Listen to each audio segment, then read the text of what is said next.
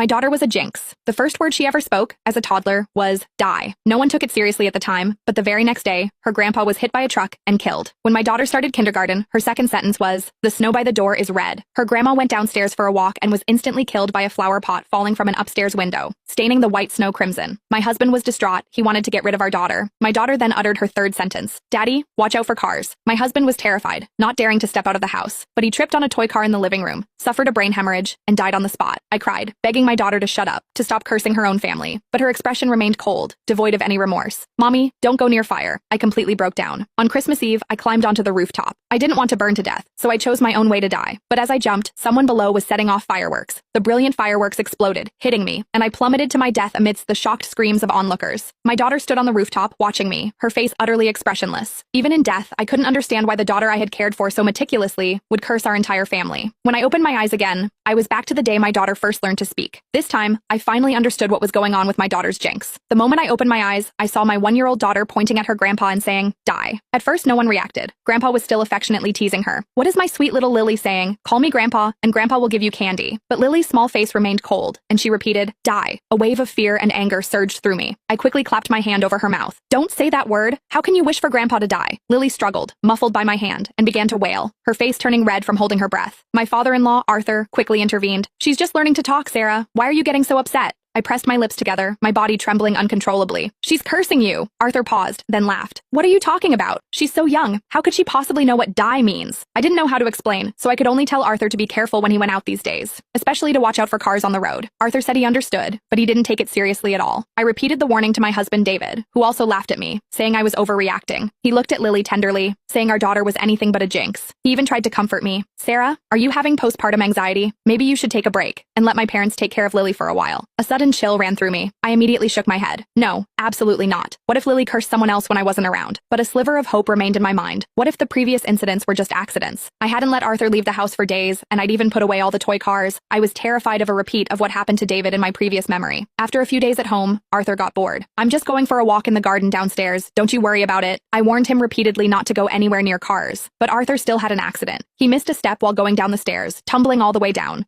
His head landed precisely on a protruding nail. Arthur died on the spot. When the ambulance arrived, they immediately called the funeral home. My mother-in-law, Martha, knelt beside Arthur, sobbing uncontrollably. How could this happen? But her usually kind husband was gone forever, unable to hear her cries. David rushed back from work, his eyes immediately red with tears. Yet, he calmly contacted relatives and friends, preparing Arthur's funeral. I held my innocent daughter, overwhelmed by guilt and self-blame. But Lily remained perfectly innocent, as if nothing had happened. I pinched her cheek, making her look at me. Lily, tell Mommy, why did you say that word? Why did you have to curse Grandpa? But my daughter couldn't answer. She cried even harder.